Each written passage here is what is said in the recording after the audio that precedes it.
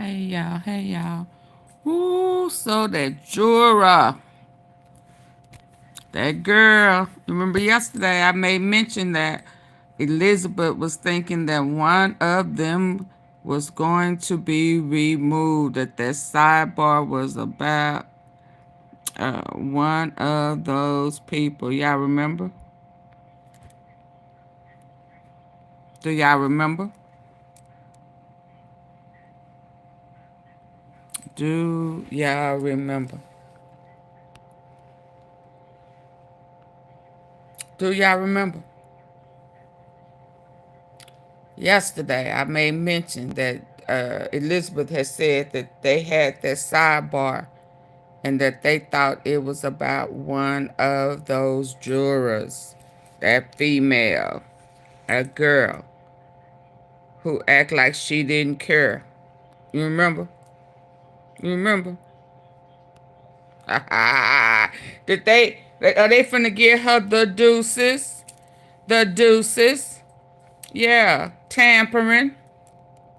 Yes, indeed. I tried to tell y'all something was going on with her. And I think me and Pressure was saying they ain't gonna get rid of one of them. And but I told you they eyes was on her after Diddy got busted. She got busted too.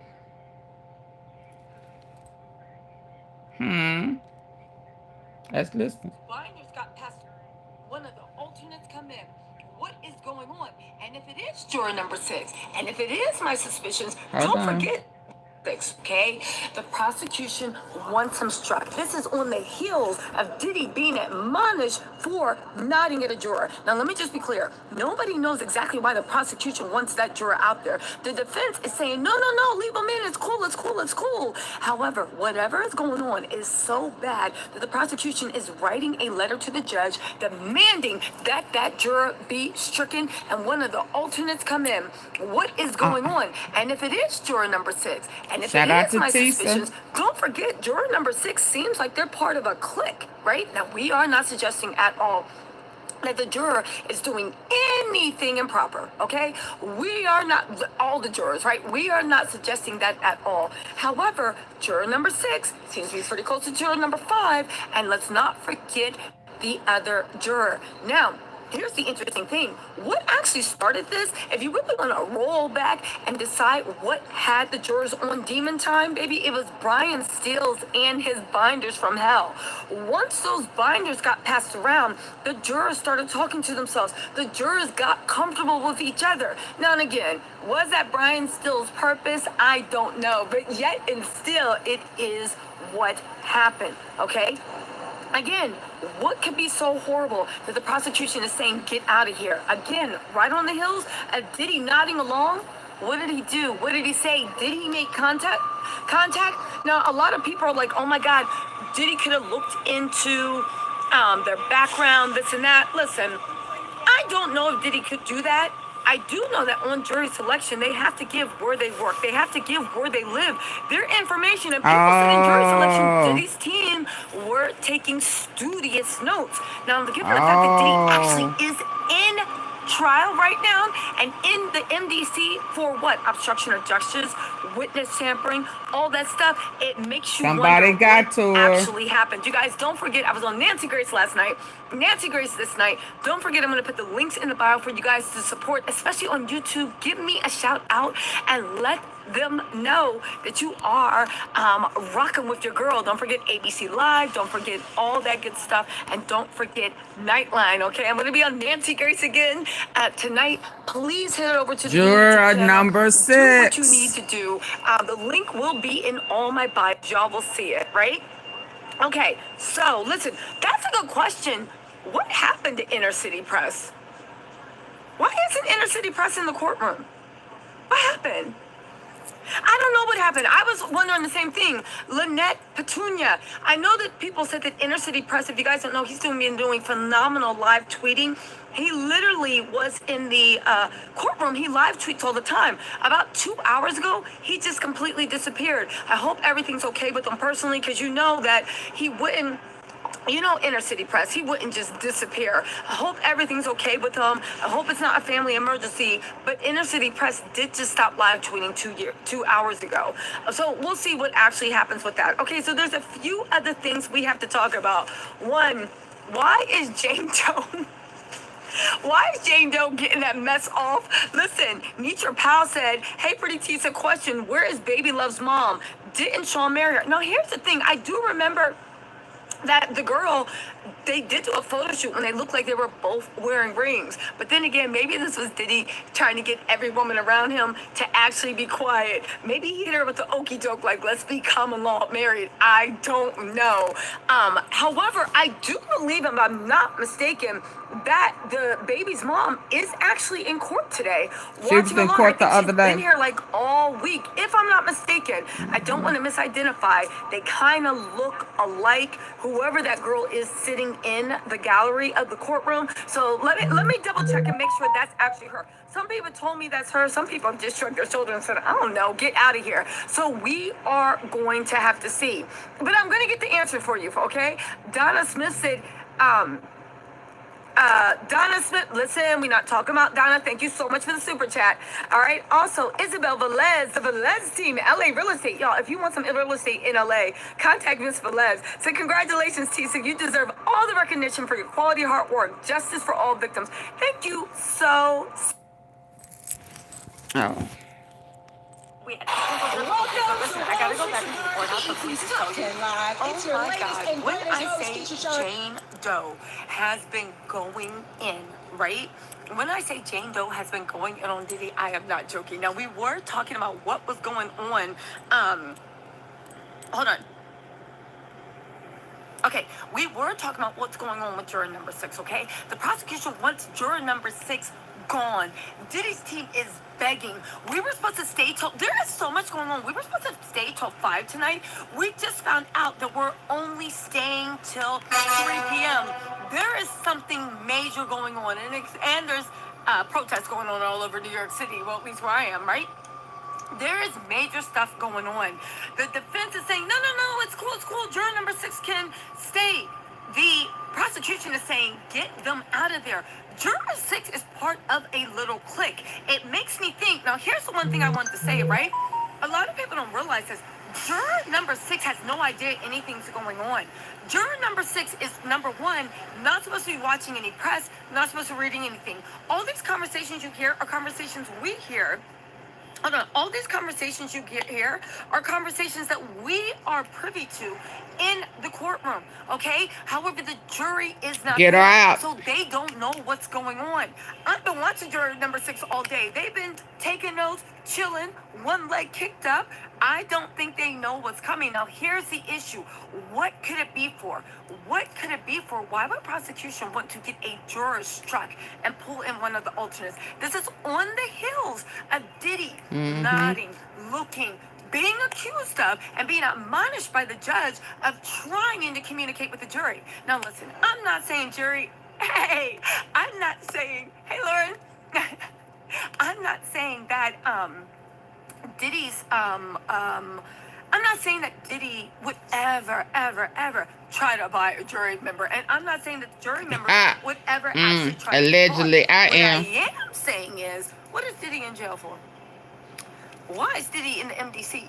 Why every single time he got who said this? My friend Todd said that he is literally cosplaying Martin Lawrence from the Life, movie, right? Right? Why does every night does he have to go back to the rats and roaches instead of fighting this in his 1-star island mansion or literally being in the hotel, right? Somewhere in New York?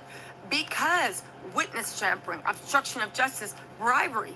Would Diddy be so bold and so stupid as to try to approach a juror and do what he can? Yeah, he approached the woman that told her to change up his cartoon look. I'm going to talk about it. So where are we at, okay? Juror number 6 doesn't even know that they are in trouble. Now, juror number 6 has a little clique. It's not who you think it is, okay? We're keeping it whatever. But there have been concerns from that little clip. I already said it before that I thought Brian Still's folders kind of broke the dam. I thought that was a big mistake to let those folders be passed around. Why? Because the jurors got comfortable with each other. They were talking to each other. Now, they could have been talking about what they ate for breakfast, but from a prosecution team, I don't want I do not want jury people communicating at all. I would think the defense would want the same thing. Again, we were told these were going to be some long days on cross-examination. I will say one thing. This cross-examination, I don't think, went the way that Teddy Garagos thought it would. Now, Teddy Garagos, let me just say this, right? Diddy's legal team is $1 million legal team. I see why Teddy's getting the money. We've already seen several times why Westmoreland's getting the money, why Xavier's getting money, why Brian Still's getting the money. Mark Garagos, you told Diddy to keep Cassie's name out of it. But then again, everybody did drag him for making an apology. The funny thing is, Mark Agnifilio, Yana, he was the one that told Diddy, leave Cassie's name out of the apology. She might be a federal grand jury witness. Diddy got dragged up and down for that. Now, here is the interesting thing about that. When he did the apology without Cassie's name, it went like a lead balloon. I do want to say this. How come nobody told Diddy? There's option C. Option A is that you put Cassie's name in it. Option B is that you make the apology and you don't. Option C is, how about y'all sit down and don't do anything? Scuba Girl, thank you so much for the super chat. And Positive Beauty Studio, thank you for the super chat, right?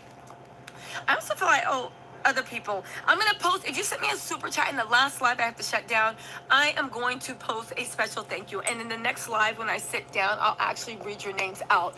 I see everything. Thank you so much. And I'll read your comments too. But you know how it is with me and lives and all this stuff. Okay, right? So, okay. So anyway, right?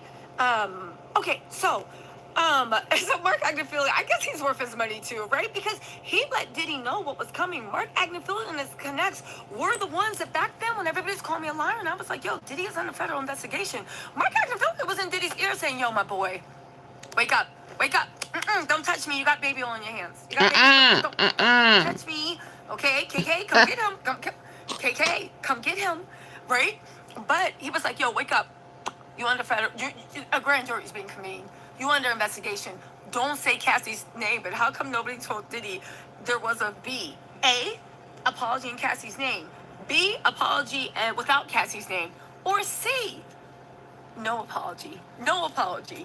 No apology. The fact that out of all these ragtag legal teams, there were no lawyers that could be like, I think that, and listen, I can understand trying it, because you know me, try everything once. But I would have heard him and saw him with the phone up his nose, because this is the way he was. Yo, hold on. He was like this. Yo, hold on. Yo, I just want to say, I'm sickened. I'm disgusted. Yo, I got therapy. I've worked on myself. Now, you know what the funny thing is? When I saw that, I said, Diddy, doing yourself, literally signing up. And with better help does not count as therapy, Diddy. But nice try, right? And he was like, yo, I just want to say, you know, it was a dark time. I was disturbed. I was disgusted. Yo, and I just want to say sorry. Love. Okay, Diddy. So you go, I worked on myself. I got help. When? Shut up, right? Anyway, no. You know what? As Diddy has taught me, violence does not have a place in anything, even jokes. But if it did, shut up and go sit in a beat. Sit your dumb ass up and go make some beats, Diddy. But all jokes aside, you literally basically hit us with the, I got therapy, I got help. Where are these therapy bills? Where are these help bills? What therapist did you find to tie their license to you? Because I'm sure, I'm thinking that message retroactively. But I really want to know what happened with the therapy. I think it was Better Health, Unlimited, and I'm not even joking. I would have looked at that and been like, first of all, you look like the devil. You look like you've been high, drunk, and partying. Those eyes are yellower than cat piss. What are you doing? Second of all, and this is where victim literally had me cracking up. You know she was in that courtroom roasting Diddy? He had gray gums. He's definitely bi, but probably too scared to say into his truth, and said, I think he's in the cluckle. She said Diddy had gray gums. Oh my God. She said, you want to make me look like I'm a gold digger, baby? I'm going to tell you what I went through. Anyway, I mean, it was the truth. It was the truth. In any case, right? She was roasting them and didn't even realize it. I was just like, oh my God. But anyway, right? The fact that you look at that and you're just like, you know what? Forget about the apology. Sometimes, forget about the apology. Sometimes you just have to stand in your truth. Honeybee Therapy, thank you so much for the super chat. Somebody said, oh my God, what are gray gums? Literally, gums, gray. He said he had gray gums. Again, to me, I think she was trying to say he had gingivitis or something, but it was given like crackhead energy because how do you get gray, not gray, graying gums? How do you get graying gums? How do you get, like, are you being deprived of oxygen? But that's what they're also trying to push this narrative project manager, that he was out of control crackhead. That doesn't actually really fly because how do you build a multi-billion-dollar company but you a crackhead? How are you the mogul, the father, and all these things? Those two things don't exist. But now we're supposed to believe you a crackhead, and she was just like mama, because she really liked taking care of him and she liked nurturing him. But again, to me, it's given the whole pimp lover boy thing. Like he convinced you that you're needed, wanted, and that you could save him, right? You could save him with your love. Again, me, I'm not in the men I have to save, baby. Y'all see me, I'm a mess, right? Y'all see me, I can't even go, like, I'm always like, I actually need someone to come in and be like, here, let me put some order in your life. Let me help you. So I'm not into men that I have to baby and save. Baby, no, because at the end of the day, I think you're going to hate me for it. The same way little kids hate their moms for they might help them, but then your mom's being too overbearing. Okay, not my thing, but I know a lot of women are into this. Oh, Tyrone Blackburn, what's up, Esquire? Said Juror 6 has been a problem since the first week. I think that whole... Oh my God, a bumblebee's trying to kiss me. A bumblebee's trying to kiss me. I knew I shouldn't have wore. I just tried a new Edge gel, the Edge Booster one, the grape flavor. I think the bumblebee's in love with my Edge control. It smells like sweet honey flowers in my hair. Anyway, sorry guys. Finished China. So anyway, my whole point of the matter is a lot of those, and and the thing is, juror number 6 doesn't know that he's actually in trouble. Or them. They don't know. It could be a he or she. We don't know, right? But they don't know. When I say he, that means they or she, okay? Don't read too much into it, right? But anyway, Positive Beauty Studio 7 said, girl, I didn't send you enough for a coffee. Sending love, support, and positive vibes. This isn't enough for a coffee. What you talking about? I be getting my coffee. Thank you, Eric. I don't need any Starbucks. Be getting that $3.89 cup of coffee, right? So anyway, right? Listen, I was on Nancy Grace. I'm going to be on Nancy Grace today. Was on Nancy Grace yesterday. Hopefully, I'll become a regular. Y'all will see me. You want me to change the background? Cool things coming up, so you guys just stay tuned. Support the platform. My likes didn't go up. Okay? Anyway, you can't come in demanding and you're not supporting the platform, Sandy. Sorry. Thank you so much, Tyrone Blackburn, Esquire. Yeah, listen. Why do you think, what could they have done so much that after Diddy gets admonished, they went juror number 6? I wonder if they broke, and I'm just, shooting a breeze. Do you think that they were on social media? Do you think, whatever it is, okay, the prosecution wants them gone, and the defense is like, no, they can stay, because they don't think it's a big deal. Baby, Savagish said, I came from the last live and I'm still dying at the fact that you called him a crackhead. Cause why are you so strong? He is. Did he not have crackhead energy? And by energy, I mean crackhead strength. I believe that you were a crackhead, but I don't believe that in any way that excuses anything because you were a functional crackhead. Shout out to Tisa okay, Tails. Slowbella said God has big plans for you. Oh, thank you, you guys. All right, let's get into the way Jane Doe was dragging, okay? And also, when I come back down, it's going to be, don't forget, we're getting out of court at 3 o'clock today, so I'll probably be going live sometime between 3:30, right from the courthouse. Y'all make sure that y'all are literally locked in. LJ said, I had a feeling Joe, a.k.a. Good Logic, mellowed you out a bit yesterday, but I love your energy. How did Joe mellow me out? Man, shut up. I mean, I don't mean it like that, LJ. Listen, we love Joe from Good Logic, but ain't no man mellowing it. Please. No, anyway, let's get on. I literally just got rained on. I did Nancy Grace. So it's like whatever. All right, Soldier BO5 Live said, you go, girl. Joe didn't know my energy. I do not agree with Joe. But again, from a male point of view, because he is the age of some of those jurors. So sometimes I like to see how the other person's thinking. What they have sex trafficking by fraud, by coercion, and now by force. And remember, we were talking to him, and he's like, I don't see the violence. And I said, well, what if I tell you they're going to introduce horrible violence today? That he blacked your eye and then made her get up and perform a freak off. And he was like, well, yeah, that happens. Then I think they have it. And you guys, what happened today? She delivered yesterday, and now I even think that Joe actually thinks that. I'm going to have Joe on the channel to actually talk about it, but and like, you know, and like whatever, now that we're through, and I think the prosecution is resting their case next week. So he'll be able to get you his unique things.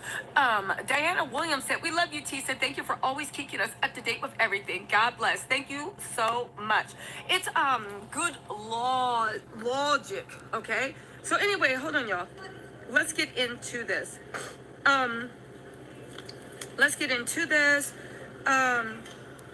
Okay. Now, here's a weird thing. I'm going to tell you the good and bad, right? Before the break, Jane said she didn't think that any of Diddy's employees, right, saw that she and Diddy were with an entertainer at the times they delivered cash to a hotel room. But again, we have to argue, why are you delivering cash to a hotel room? Again, even if they didn't see the entertainer, they know who the entertainer is. They know something's going on, because why would you be giving cash to entertainer, all right? She didn't think the employees ever came inside the hotel rooms in the middle of the sexual encounter. Again, why were you bringing cash? Why were you Ubering cash? And what did you think they were doing in the hotel rooms? Again, I think this is Diddy trying to make sure that none of his team flip on him, because you need to keep in mind, right? I think he wants to make sure that none of the team flips on him, because if he can keep them out of RICO and just be like, oh my God, they didn't know, then they won't tell the government what they know, right? Again, she also testified she didn't believe KK, right, knew about hotel nights with entertainers. She also confirmed that Diddy didn't specifically want KK to know that he was partying, because she disapproved and wanted him to focus more on his business. Now, you really think that Diddy's right-hand woman didn't know? Because KK was in charge of sending people, right? Sending people and assistants to set up for hotel night. But you never know. You never know, okay? But here's the thing. Even if KK didn't know about hotel nights, you knew about the bribery, right? You knew about the arson, right? You knew about the violence, and you knew about the kidnapping, because Cassie was texting you, Capricorn Clark was texting you, Mia was texting you, everybody was texting you, so you 100% knew about it, right? Again, she said, listen, she says that there was one time that Diddy gave her space after a conversation because KK made that happen. But to me, okay, so we talking about like a few years, and you can only pick up a few times. On top of that, when they talk about like KK made that happen, that's not good for KK, because it shows that you have real control over this person. And if they can leak through text message that you knew what was going on as far as the robbery, the arson, the violence, if you knew what was going on, then you could have stopped it, because you got real control. Again, the sex trafficking is just one predicate crime under the RICO, right? There's other predicate crimes. Predicate crimes are the underlying criminal crimes. Arson, robbery, like think about Shout out to anything. Tisa. They probably did it. But my whole point in the matter is, it could still go either way. Okay, so you didn't know about the sex trafficking, but you knew about everything else because everybody was texting you. Now what? And they got all your text messages. So now what? Right? What else? She said that so Jane did say that she regretted a lot of her choices, right? And the thing is, take the Garagos, and again, like I said, Diddy is paying for a multi-million-dollar team, and they are all really good at what they do. Even Yana, Mark Agnifilio, as much as I drag Mark, he is one of the best lawyers, and he's really good at, like, oh, golly shucks, so I'm just going to ask you a few questions. But at the end of the day, he's very good at making witnesses feel comfortable, and then they themselves, no, not like that, but, you know, give themselves rope to, I can't even say I don't want to get demonetized. My whole point of the matter is he is paying for a dream legal team. But Tinny was like, so you didn't mind? And she was like, she said, you regret some of your decisions? Jane was on top of it. She said, I don't regret. I resent him for leading me to a lifestyle that he led me to. Adding that her choices were made under a lot of emotional pressure, right? She kept saying they were on and off. But again, I think they need Dr. Hughes to come because it really is the pimp lover boy stuff. They did say that over 3 years, he gave her more than $150,000 over the course of the relationship. Shout out to Deanna Hampton for the membership. Thank you. $150,000 over 3 years is $50,000 a year. He had her like on Target salary, on Trader Joe's. Thank you, salary. Max. Boogie. But you see what I'm saying? I don't think that level of abuse is justified by $50,000 a year, and your rent paid. I don't care if you live in a mansion. He didn't even want to give her money to furnish it. But okay, you got $10,000 a month rent, and he gave you $50,000 a year. All that abuse for $50,000, the UTIs, the infected, no way, no way. All right. They also said that. Hold on, really quick. Now, she answered questions about her interactions with certain entertainers, right? She confirmed that she found one handsome and had chemistry with him. Now, she said they got involved with a lot of force, Marquise. Now, get this. She said that she really thought Sly was super, super handsome. And she said, well, didn't you go to his IG thing and try to look him up? And Jane was like, yeah, with the encouragement of my partner, okay? Here's the thing. She does have beef with KK, okay? She literally said that she felt like the messages read aloud did not include what KK was saying. But Jane maintained that she spoke on the phone with KK about it, okay? Listen. This is when KK was telling her to put rugs in her checked baggage. Of course, KK coordinated. Who else did you coordinate for? She didn't know to go herself. And there's a log that she said talked to either that or Diddy told her. But KK stopped it, right? Anyway,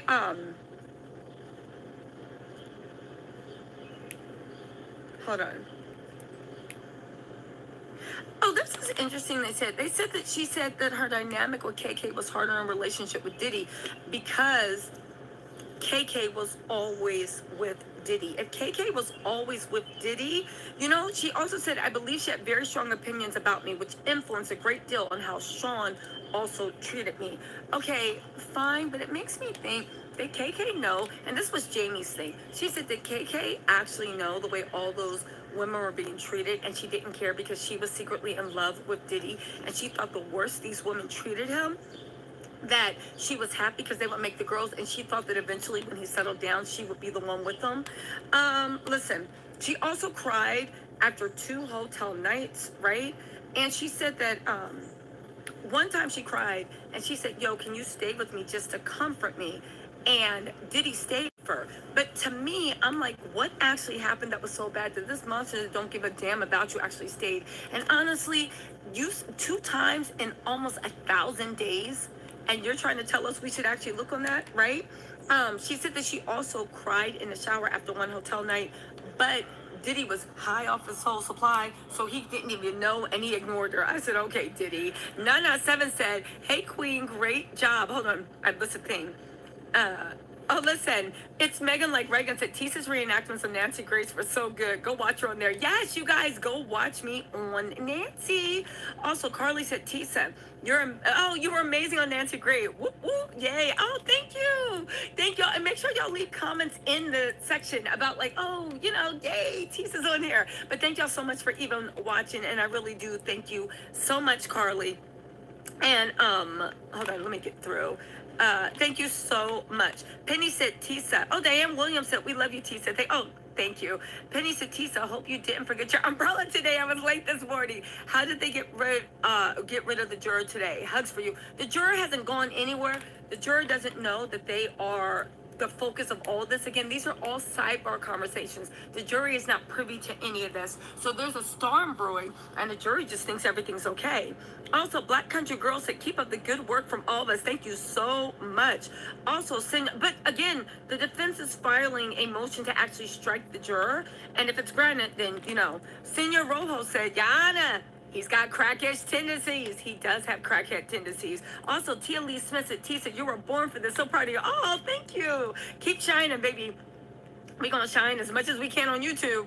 D, thank you so much for gifting a membership. And Facing the Truth said the graying gums are another signal. Oh, wait, another sign of potential blank. It's called oral thrush. I've never heard of anybody except for Cadaver or the Dark Lord, Lord Voldemort, having gray gums. You see what I'm saying? Anyway, right? Let's get into this. Listen. Hold on. Oh, get this. Let's get into this. They said he wasn't taking care of himself, okay? And here's the thing. They're trying to suggest that she knew about Diddy's addiction early. Are you out of your mind? This man got everybody coked up, doped up, strung out, and you now trying to put that on me like I left you to a life of folly? And here's the thing that doesn't make any sense. If she did, then he would have been up under her because that's all she wanted, love. It makes no sense. I mean, if you getting somebody struck out, I would assume it is 100% to benefit yourself, How y'all doing? Now get this. They said on their first trip to Turks, she suggested that he go to a rehab center in Thailand when she realized how the rugs were affecting him, right? On the flight to the Turks, she noticed his shaky hands, his eyes, his teeth, and coloring seemed off. Yo, I thought Diddy was up there looking gray as a mug. He already tend to lean to gray. You know what I'm saying? Because again, hello, Black people, y'all know when we are sick, we don't get pink, we don't get pale, we actually get gray. So that's the first thing, it's like something's off. Allie Berry 874 said, hey Tisa, love you and Nancy Grace. They're gonna get fed up of the US. We're all up in comments, sending angels from the UK. Thank you so much. All right. So then she said, I could tell he wasn't taking very good care of himself, right? So then Tenny was like, so you knew he was a drug addict from early on? And she was like, listen, she said, in the beginning, I didn't really know how to label it. I encountered somebody that was overdoing the partying. Well, now there's a name for it if you get paid for being passed around. I didn't really know how to put a label on it. It's a federal charge now. I think now I would say that. But then I would just say that he was a really big party guy. Again, listen. Toward the end of the relationship, she noticed that he was taking antidepressants, and she confirmed she wanted to get him off of rugs and back to his normal form. She testified that Diddy once told her he was interested in getting ketamine therapy. Baby, you weren't interested in getting ketamine therapy. Diddy, shut up. Joe Reese said, you're doing a wonderful job. Continue to be you. Thank you so much. And well, I want to see people of my same kind go to jail when they break laws. When they pimping people of the same kind. What do you mean, Marquise? For the super chat. All right, listen, you guys. I don't want to rush you guys off, but I do need to get back to the court. So, Marquise, you think it's okay to be pimped by someone of the same kind and not go to jail? So, if they was pimping your mama, you'd be okay with that? Is that what you're saying, Marquise Brown? If you got kids, it's okay for someone who is the same race of you to pimp your kids? That's not what I'm asking you. We're not talking about Hefner. And we don't know that Hefner is paying somebody to do what he do. So stop bringing up someone else. Stop moving the goalposts. You brought up people of the same kind. So stick right there. Stick right there. So would you be okay if someone of your same race was pimping your mama, your sister? Is that what you're saying to me? You saying you've never seen where people no, you said never seen someone want to see their own kind in jail for people willing to do whatever they do. It's against the law to pay for someone to have sex with someone, period. So would you be okay if your mama was being pimped from someone of the same kind, huh? And paying for it. Is that what you're saying? Now, so okay, so don't talk to me. Now you saying what? So hush. I'm gonna be out around You're not making 3:30 sense. for us to do and go crazy. It's gonna be super fun. All right, y'all. I will talk to y'all later. Let me get up there. I'll talk to y'all later. Bye. What's next? Hush. You're just talking.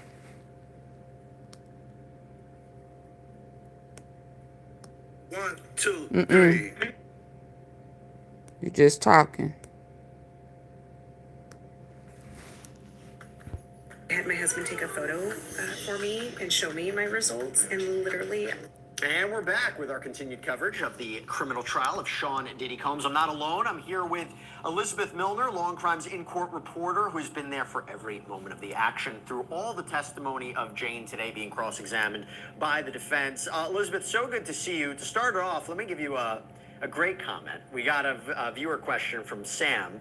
I just want you to know I've been watching every day from Oxford, England, 5:30 p.m. my time. I'm glued to these updates, and Elizabeth is absolutely beautiful inside and out. Elizabeth, you get so much love on here from our viewers, so always good to see.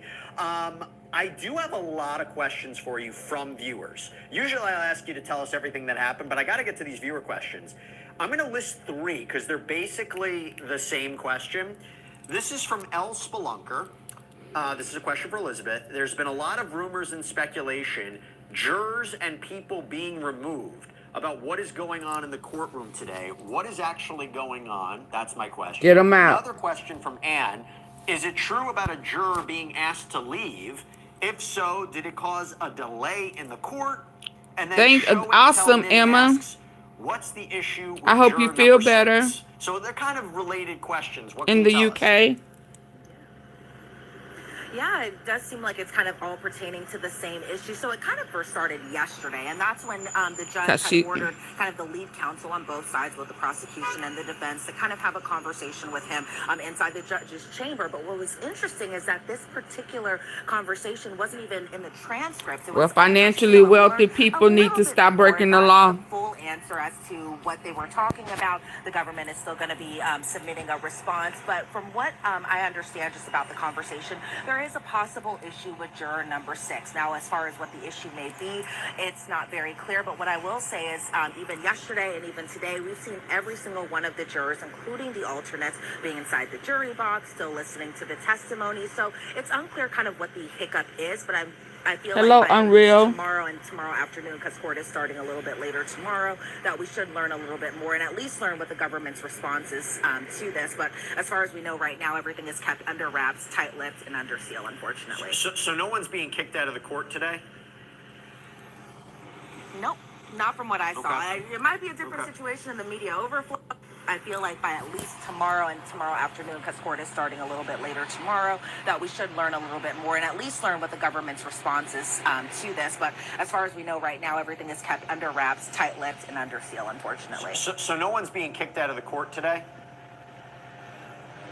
Nope, not from what I saw. Okay. It might be a different situation in the media overflow room, but from what I saw in the main courtroom, I didn't see anyone get kicked out. Okay, we got a question from Jane. No, not the Jane, just a Jane. I agree, Cook. Well, we hope not, Jane. What's the atmosphere like in the court today? Yeah, the atmosphere is pretty interesting. I thought, as far as the cross-examination, I didn't know kind of what to expect as far as where the cross-examination would go. Tinny Garagos is the one doing the questioning for Jane Doe while she's on the stand. But as far as just the atmosphere inside the courtroom, you would think it would be kind of tense. This is alleged victim number 2. She's testifying under cross-examination. But from what how the testimony is going so far inside the courtroom, you would think, and I think this is kind of pretty interesting for our viewers, is that Tinny and Jane, while she's on the stand, it seems like the two are just like friends catching up, and the two are just, when Tinny would throw a question at her, oh, so you mean that this is happening? Oh, so did you really mean that you didn't want to do these hotel nights, but you did want to do this because you wanted to please your partner, your lover? It's very kind of toned down. It's not aggressive like we've seen in other cross-examinations with Brian Steele and Mia, or even with Nicole Westmoreland and Vanna, but really with Tinny Garagos. And I think, I got to commend her on that, is that the cross-examination is not aggressive as far as this morning has gone. And so you would think that the atmosphere would be a little bit tense. And even as far as Diddy's demeanor inside the courtroom today, you would also think that it might be a little tense. He is a little animated at some points as far as just kind of looking either at Jane, looking at Tinny Garagos, jotting some notes down here and there, but he's not looking over at the jurors from what I could see. But you would think it'd be kind of, again, that tense environment. But so far, it hasn't been. It seems like Jane is still kind of holding up. She hasn't broke down in tears. She hasn't gotten emotional just yet, or not even just yet. She hasn't gotten emotional so far during the cross-examination. And so that's pretty much the atmosphere as far as today goes. We got a super chat question from Carol Mogan. Thank you so much, Carol. Elizabeth, thank you for your most informative updates. I don't know how you keep up. How do you keep up, Elizabeth? I don't know how I keep up, honestly.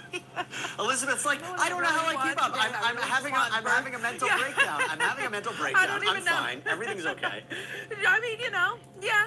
I'm okay. I'm celebrating my birthday with you guys as opposed to being at home doing something else. Oh, happy birthday, Elizabeth. Happy birthday. So. Happy birthday. Well, you're great. You're widely respected, so highly valued. Everybody loves what you're doing. Okay, so we have more questions for you coming in. And you answered a little bit more about the reaction of the jurors and Diddy. That was a question from Olivia E. How is the cross-examination as intense as previous ones? How does Jane seem to be reacting? You answered that.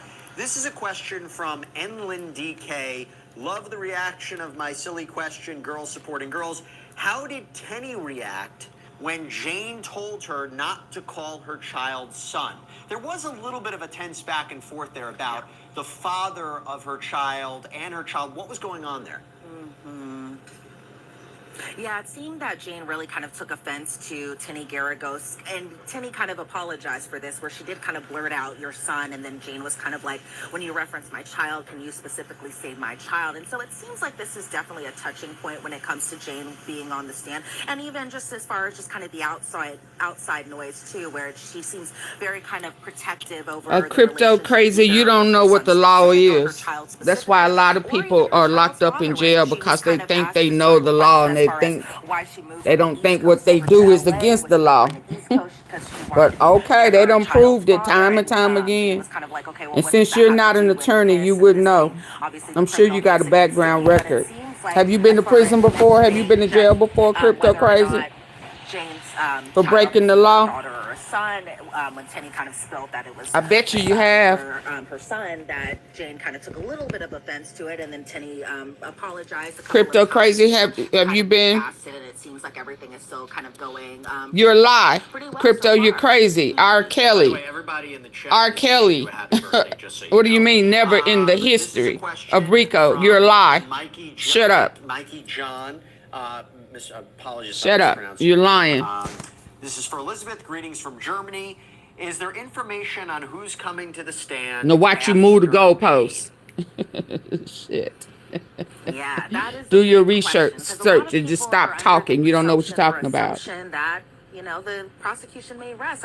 I personally don't believe we've gotten there so far. I think maybe at least we might have 1 or 2 witnesses afterwards. But I think since Jane, you right enough, Memphis. Take that. At least she'll be on the stand up until Thursday, because she has to catch a flight Thursday evening. That we don't know just yet. You're right, Unreal Zero. They proved it over and over. At least kind of spilled the tea a little bit. He will not walk. This afternoon before we adjourn for the day. So we should find out very soon. Because the witness list is sealed, and we really don't get get an It's idea the Mann who's Act. testifying until the end of the day when there's some sort of clues. And Thank we y'all do for wonder coming in whether or here not with Christina facts. Corum I really will be appreciate it, will because that testify crypto for the crazy is a prosecution. We fool, ain't it? anticipate that she would. These are two questions that are very similar for you, Elizabeth. This is from RSS. What's the latest update on the mistrial due to Breonna's testimony? And this is also from Blessing Eek. Has the prosecution responded to the defense's request for a mistrial, and what was the judge's ruling? I remember this is all about, they make the claim that she provided false testimony, that she perjured herself about the balcony incident. I think they also made the same allegation about Mia, that she wasn't telling the truth on the stand. They said that this is, biased the jury, prejudiced Sean Combs. What do we know about the latest on that, if anything? So the judge spoke about it this morning before the jury was brought in, before the witness, Jane, was brought in back to the witness stand. And the judge ruled that the motion was denied because he believes that there was no interference that happened. He was saying that the defense was able to undermine that this alleged incident, that being the balcony incident on the 17th story over at Cassie's condo, that they were able to undermine this alleged incident with the hotel receipt, and that being the receipt that showed that Sean Combs was over in New York during the time that this allegedly happened. And the judge said that this isn't fodder for a mistrial, and that the defense can use exhibits to undermine both Bonna's testimony, Cassie's testimony, and in some respects even Mia's testimony too. But the defense said, okay, well, we didn't know what Bonna was going to say, and then the government, even in their response, wasn't talking specifically about the hotel receipt. What are you talking about, Sonia? This happened, some of this happened in 2024. What are you talking about? That's not grounds for a mistrial, because she did have a very effective cross, Nicole Westmoreland did, when Bonna was on the stand, and the defense said, well, Cassie said she saw it. There's nothing in the text that says she saw it, because they were talking about the exhibits where Cassie texted after the fact, just being like to Christina Corum, oh, hey, I just heard that this crazy stuff had happened, and that being the alleged dangling of Bonna over at the top of her condo. And then the defense says that they kind of want to do a Nahu or a Napu instruction, that Bonna's testimony was perjured. And the government said that Bonna's testimony wasn't perjured. She just could have been confused, that the metadata, because we saw the metadata that showed that the photo in question was taken on September 26th. And the government was like, okay, well, maybe this metadata could have been wrong in this instance, because they say some of y'all have integrity issues. But, the judge said, well, isn't the innocent explanation to all of this was that this was 9 years ago. Bonna was in her early 20s at this point, that around this time she was taking drugs, and that this photo could have been taken earlier, it could have been taken later, and that the defense already attacked the timing of this incident during their cross-examination. Yeah, but they can't prove that the mama paid for S3X, but the mama, I think all of them, KK, bringing up the hotel receipt, and that Bonna has motivation to lie because of her civil claims G-Rock. Combs. And the judge said, okay, well, you can submit your proposed instruction, and that being the Nahu or the Napu instruction. And the defense said, okay, absolutely. And so despite even the judge's ruling, the defense says that they're still going to submit their instruction, so that way the jury can know once it comes time for those moments that this may have allegedly been perjured testimony. Yeah, it's not poo. It's basically when the Supreme Court held that a prosecutor has to correct the record, has to correct a materially false impression that comes from testimony. It could violate due process, whether it was intentional or not. Real quick, I know we have to let you go. I just want to ask you, is his family in court today, Sean Combs? Yeah. Yep. So it's a decent family present, I should say. So his mother Janice is there, his sister Keisha is there, his sons Justin and Christian are there. The mother of his youngest child, Love, is there, and surprisingly, we are wearing the same dress today, just in different colors. We chatted about it in the elevator. She was super nice. But as far as just support on Diddy's side, he does seem to be having a support system there. And also, another big name is inside that courtroom, and that being Mark Garrigo. So maybe he's there today to really see his daughter Tinny in action while she's giving the cross-examination. And so we do see kind of a fuller house on the defense's side, absolutely, today. All right, Elizabeth Milner, happy birthday. I know you have to head back into court. Thank you so much. Happy birthday, Elizabeth. For the great reporting as always. And I will see you later on our daily sidebar recap of everything that happened in court today. Thanks, Elizabeth. Oh, you got it. Thanks, Jesse. Let's see what I got next. Hold on.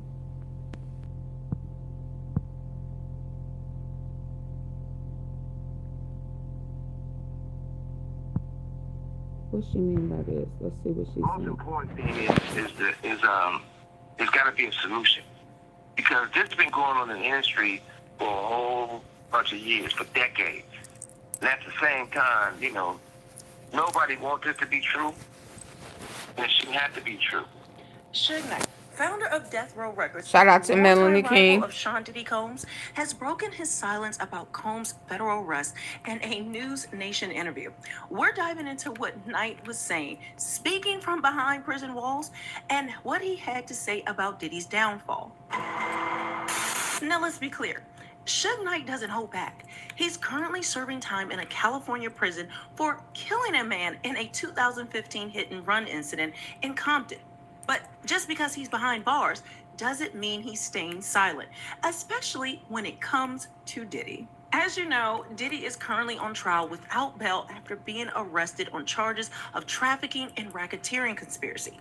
He's pleaded not guilty, and with the initial case, I hope they centering remove around that one juror. accused, his longtime girlfriend Cassie Ventura, who sued him last November, things are getting messy.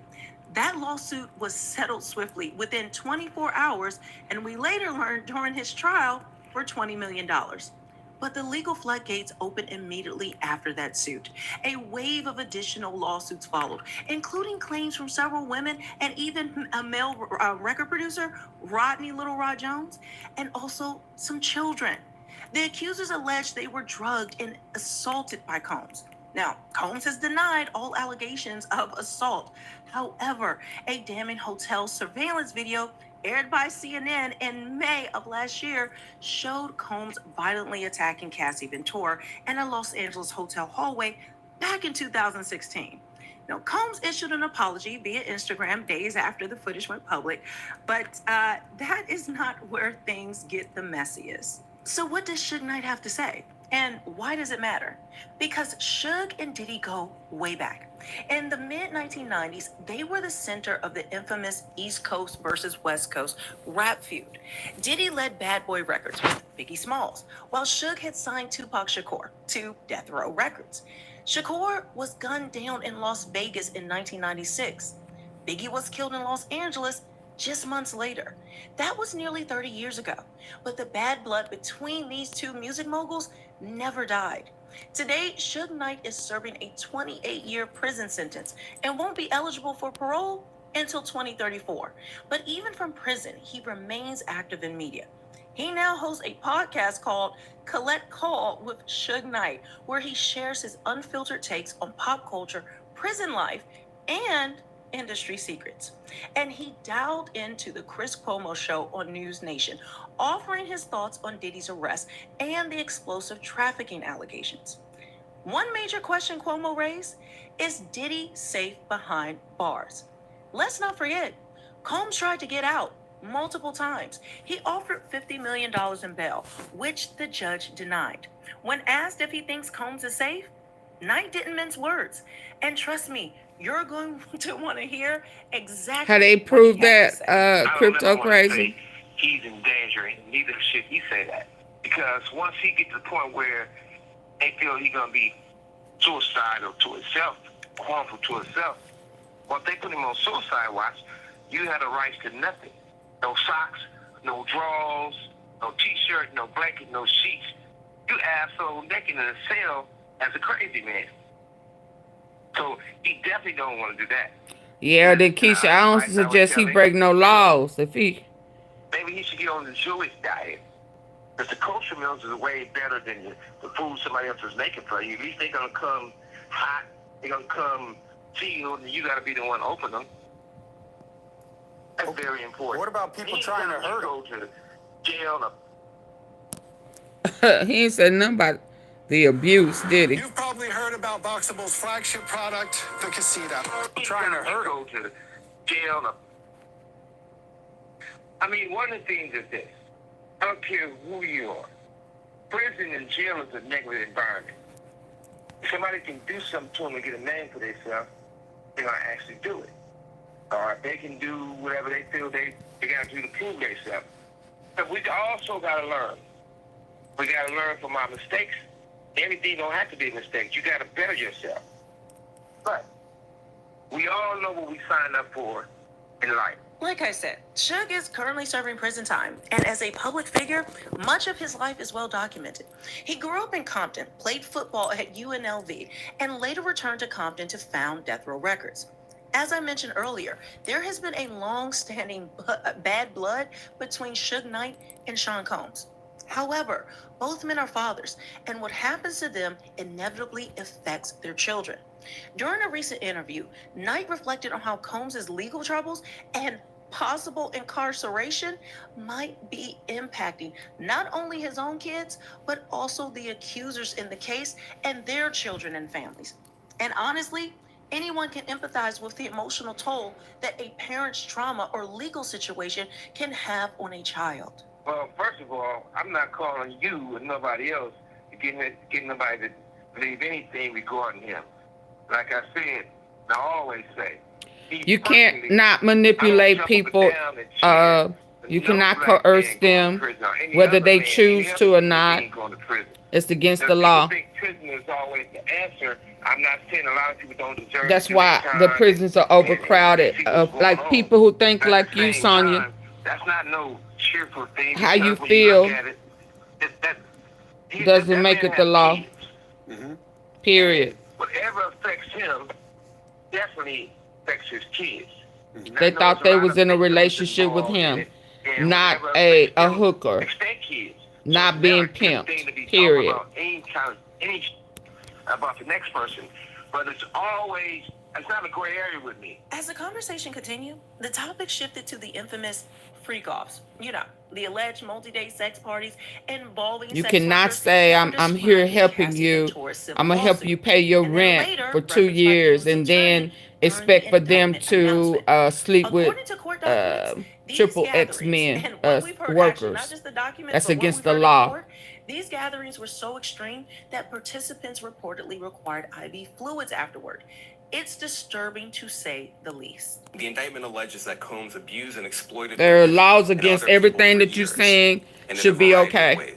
So don't do it because you're going to go to prison. Force, threats of force, okay, Sonya? Coercion to cause victims to engage in extended sexual performances with male commercial So sex you're going to workers, go to prison. some of whom he transported or caused. Even if you're okay with being a HO, you're still going to go to prison. Planned and controlled the sex performances, which he called freak-offs. And he often electronically reported them. Hey, D. Ferguson. The freak-offs sometimes There's a lot of sick-minded people in here. I'm telling you, that's why a lot of people are in jail. And often involved a variety of narcotics, such as ketamine, ecstasy, and GHB, which Combs distributed to the victims to keep them obedient and compliant. As alleged, when Combs didn't get his way, he was violent, and he subjected victims to physical, emotional, and verbal abuse so that they would participate in the freak-offs, and that Combs hit, kicked, threw objects at, and dragged victims, at times by their hair. But Sonya's okay with it. That conduct was captured on video and later reported in the media. Specifically, Combs Sonya said, beat me. dragged and threw a vase at a Just victim pay me. in a Los Angeles hotel when the victim was attempting to flee. As alleged, these assaults often resulted in If they injuries get to the paid for it, victims, it's okay to pimp them out. In addition to the violence, the indictment alleges that Combs threatened and coerced victims to get them to participate in the freak-offs. Embarrassing and sensitive recordings he made of the freak-offs. Hey, lady Lydia. Against the victims. The indictment alleges that he maintained That's what you control saying over up there in that big old long message, that whole damn paragraph. by giving and threatening to take away financial support or housing. Support or what? Support our housing, career opportunity. Sonya, he talking to you. Is that he maintained control over the victims in several ways, including by giving them drugs, by giving and threatening to take away financial support. Taking financial support or housing. By promising them career opportunities. Promising career Monitoring their opportunities. whereabouts. And even by dictating So that means their all of that is appearance. against the law. At the same time, something didn't react, or people he got are doing those things or those allegations by himself. Yeah, see, Suge want him to tell on everybody else. And he did it to the younger people who did it to him. Absolutely. And we can talk all day and say what's true, what's not true. But the truth part about it is it was done to him. Videos, conversations, and people can see what they've done. Mm-hmm. But for it being happy and proud and say what do people think, that's irrelevant. Suge Knight went on to speculate about where Sean Combs might have picked up this kind of behavior, which is key. We've all been asking this question. What you're saying is not facts, though, Sonya. What you're saying is not facts. It's not separate. It's all together under RICO. Is that what you're suggesting? Know the law before you break them. That's all I'm saying to you is know the law before you break them. What you think and how you feel is not the law. Yeah, I think that's... And you're going to wind up in prison thinking that it's separate. Repeat what was done to him. And like I said, if you he just said it all to you, and you still gonna repeat what you want to hear. Do I need to replay it for you again? It don't matter what you think. Do you understand that, ma'am? It don't matter what you think. It does not matter if you think that it is a separate law or not. It's not. And when you break it, they gonna hit you with the facts. And then you're going to be stupid up there saying, but I think that should be separate. And they're going to say, okay, we're going to put your separate ass in prison until you realize it's all the same. That's why a lot of people are in prison. I'm not trying to be funny. I'm just trying to educate you. You on your way to prison. Against the victims. And the indictment alleges that he maintained control over the victims in some you on ways, your way to prison, including by giving them drugs, by giving it sounds like her daddy used to pimp her out or something, support or housing, by promising them career opportunities, by monitoring their whereabouts, and even by dictating their physical appearance. And at the same time, Sonya on her way to prison. And I hope you don't have daughters, because you probably be grooming your daughters. He was taught from people before him, and he did it to the younger people. No disrespect, I'm just telling you the truth. Your mindset is warped. Say what's true, what's not true. But the truth part about it is videos, conversations, and people can see what they've done. Mm-hmm. But for it being happy and proud and say what do people think, that's irrelevant. Suge Knight went on to speculate about where Sean Combs might have picked up this kind of behavior, which is key. We've all been asking this question. Knight claimed that Combs learned it from higher-ups in the music industry, executives who allegedly groomed him when he was younger. Is that what you're suggesting about Sean Combs, that he Sonya, was you groomed when you was younger? Yeah, I think that's absolutely right. I think he repeat what was done to him. And like I said, if you look at Russell Simmons, you know the truth. Andre Rail, you know the truth. Brian Davis, you know the truth. Jimmy Iovine, you know the truth. It was at a point where it's like a whole sex trade, because you take the code from the Pussycat Dolls. So here you go. Here, hold on. So here is Suge admitting, while you over here saying it's separate, okay? While you over here saying it's separate, I told you somehow you thinking is off. Here he is saying it has happened by a lot of them. Are you listening with your good ear? Clear your ear. You just like hearing yourself talk. Here he is saying that it has happened. But there are other people that are higher up who did it to him. He's not saying it's separate. He's just saying that other people need to be put up on charges like Diddy. Can you hear that with your good ear? Oh, sex trade, because a whole sex trade. Groomed him when he was younger. Is that what you're suggesting about Sean Combs, that he was sexually abused and he now sexually abuses? When are people going to parents accountable? Right. I'm just absolutely, Keisha. Repeat what was done to him. And like I said, if you look at Russell Simmons, you know there go one. Andre Rail, you know the truth. There go two. Brian Davis, you know the truth. There go 3. Jimmy Iovine, you 4. know the truth. He naming them. To the point where it's like a whole sex trade, because you take Nicole from the Pussycat Doll, she's the He just called it a whole sex trade. Did you hear that? Did you hear that? Did you hear that? Did you hear that? He said a whole S3X trade. So that means that this ain't new. This ain't made up. This ain't a problem. All he's saying is that there are other people who did it before him.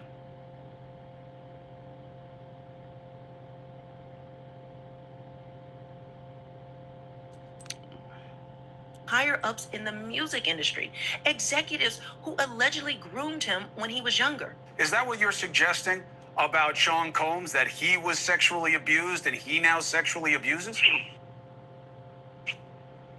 Yeah, I think that's absolutely right. I think he repeat what was done to him. And like I said, if you look at Russell Simmons, you know the truth. Andre Rail, you know the truth. Brian Davis, you know the truth. Jimmy Iovine, you know the truth. It was at a point where it's like a whole sex trade, because you take Nicole from the Pussycat Doll, she to push the lines of people to participate. She was messing with Jimmy Iovine when Jimmy Iovine was married to one of the most incredible women in the world named Vicky, and she used to go around and sing that song and change the lyrics to make it put Vicky down. So there's not certain things that all of a sudden you got this. The industry is a quick business. It's been like that for a long time. And the casting couch is real, but it's for women and men. Did you hear that? The casting couch is real. And it's not just for women, it's for men and women. So is this new? No, it's not. No, it's not. So stop acting like it's just the female's fault.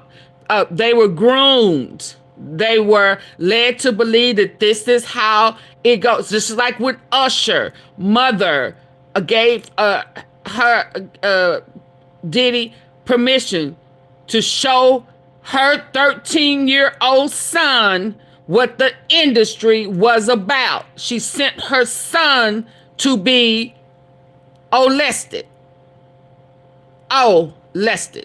Because that's what the industry is about. I have a problem with Usher's mama too. So stop playing dumb. But far from all that, I think the most important thing is I feel like they should let Puffy tell his truth. I'm quite sure he's going to expose a lot of people. I'm sure he's going to move forward with Expose them. I don't think it should be a situation like the Epstein thing when they found him hanging from the ceiling and dead before the truth come out. So, first of all, you got to start with at the top. You're starting with the top. Brian Davis, Russell Simmons, Andre Rail, Jimmy Iovine. Even if you take Jimmy Iovine, he had an allegation from him, same thing, it went away. You take Jimmy Iovine. They told me at Universal and Interscope, they said, you know what? Yeah, Justin Bieber. Artists that gets in trouble. And your artist gets in trouble, they talk crazy. That's a bold accusation, especially considering the powerful figures it implies. One of those industry giants, Clive Davis, issued a strong denial through a statement to Cuomo saying, "This is a completely fabricated narrative being pushed by an incarcerated felon. Mr. Knight's claims about Clive Davis oh my God. Let me go on and remove you. Remotely like that ever happened. Bye, Crypto. Sure, Clive. Still, what's striking is that Suge Knight isn't the only person to suggest that Sean Combs Don't threaten me. adopted this behavior from those around him. Combs' former bodyguard, Gene Deal, echoed similar sentiments. Don't threaten me. During an appearance on the Art of Dialogue podcast, where he is a frequent guest. When they get down to all the facts and all what happened, he may belong in jail, bruh. And that's not my doing. That's not Cassie doing. That's his doing and his learned behavior from the people that mentored him. You got to realize, man, he learned from Andre Harrell. He learned from Russell Simmons. He learned from Clyde Davis. You understand? When those people are telling you that they were heavy into the drugs, they was heavy into beating women and doing things at that age, at that crazy stage, that's gonna make him think that he could get away with the same thing that they was getting away with back then. You understand? The things that he was saying, you know, the touchy-feely between two men and all that stuff like that, man. All that, he learned that from them dudes. Sir, those two individuals who personally knew Sean Combs, both stating that he learned this behavior which at this point his attorney is still framing as consensual, is quite bizarre. Suge Knight then offered his own thoughts on the so-called freak-offs. Well, number one, luckily, I wasn't the first choice, the second choice. I want no choice to be at those freaky parties. But you know what they show. They used to have a thing in the industry, right? And the sad thing about it, I don't like mentioning Usher. I don't like mentioning Justin Bieber. I don't like mentioning all these people that everybody know what time it is. So at the same time, they used to have a joke. They never played this joke with me. And they used to walk in the Interscope office. They'd go back there and they'd be like, hey, we passed the test. I said, we haven't did the test. One dude said, well, don't say that in front of Mr. Knight because he's going to take it offensive if it hurts somebody. I said, well, whatever it is, I probably would take it offensive when somebody would get their ass whooped. You know, that was me in those days. But they used to have these guys, they used to call it the boiled egg test. They used to take a boiled egg, a raw boiled egg. They have those guys put their pants down and bend over and they stick it up. The eggs break, they say they're not ready yet. They ain't put enough work in. This is Hollywood. So everybody want to go act like they don't know what's going on. Hold on a second. But Suge, if you just look, Suge, all you got to do is I have never heard of anything like that. So if I haven't heard about it, just assume a lot of people haven't heard that before. But you think it's on video? Let's stop for a second. Go ahead, Suge. Yeah, listen, and also, have you ever been to any puppy parties? No. You sure they had a long time to think about it. But if you haven't been in those butt naked parties, even some of the preachers been in those parties, and they went on their knees praying for God. See, they was praying for somebody to have come real quick or something. But I wasn't there, but there's proof of it. But at the same time, everybody want to look around and act like something going on that wasn't right. It's the facts of life in the industry. Yes, it was graphic, but this is what Knight had to say. At one point, he was running the same circles. Knight also spoke about Sean Combs, who he still refers to as Puffy, the name he knew him by back in the 90s, accusing him of being violent toward both Cassie Ventura and another woman he identified only as Capricorn. Now we know from the trial that is one of Diddy's former employees and assistants, Capricorn Clark. She testified about some horrible things that she went through working for Diddy, including a 5-day polygraph test. And if she lied or she didn't show up, she was threatened that her body was going to be thrown into the East River. Jimmy, security, and Puffy pulled up on Capricorn and started telling her that she gotta settle with him, she gotta take this money, she gotta do this deal. And whooping her ass for doing all that they took her to. And guess what? She settled, she took the money, and the money didn't come from Puffy, and it come from Shimmy, came from Interscope and Universal. And they paid her to it like she was getting a paycheck for working there. And then they made the girl, I think she had to pay taxes on it. So that's even more crazier. So when you look at all these things and everybody want to say Puffy, Puffy, Puffy, don't get me wrong. Yeah, Puffy stepped in this shit, and even if he wiped the shit off his shoe, it still stinks. But he's not the only one. See his issue? So it's not that he didn't say. Suge Knight claiming that Sean Combs it's is not the only one. While leveling bold accusations at the entire music industry. Now, to be clear, Sean Combs has pleaded not guilty, as you guys know. His attorney, Mark Agnifilo, told a TV Thank you, documentary Unreal person that Combs fully intends to testify in court during his trial, which is ongoing, and that we have been covering. His resolve is the same. He's not saying that he didn't do it. I got dental implants. He's just saying other people need to be brought up on charges as well. It's two totally different things. His resolve is the same. He believes he's innocent. I believe he's innocent, and we're going to fight this case with all of our might until we don't have to fight any longer. The fight continues. We're not giving up by a long shot. I told Mr. Combs I'm going to try and get his case to trial as quickly as possible. I'm going to try and minimize the amount of time he spends in very, very difficult and I believe inhumane housing conditions in the special housing unit of the Metropolitan Detention Facility. And I'm going to do everything that I can to move his case as quickly as possible. When I tell you I am waiting for that day, I am so excited for him to take the stand in his own defense. We know that it's usually advised that you don't testify in your own criminal trial, but Diddy is going to do what Diddy does. And even from the courtroom, we see him trying to control things, berating his attorneys in private, like, well, they thought it was private. Him nodding at the jury and staring at them. Him making gestures, things that have to be admonished. And basically, he was threatened by the judge that if he continues this behavior, he's going to be removed from court entirely. So when he takes the stand, I cannot wait to see what this circus will turn into. So make sure you guys are subscribed and hit the notification bell.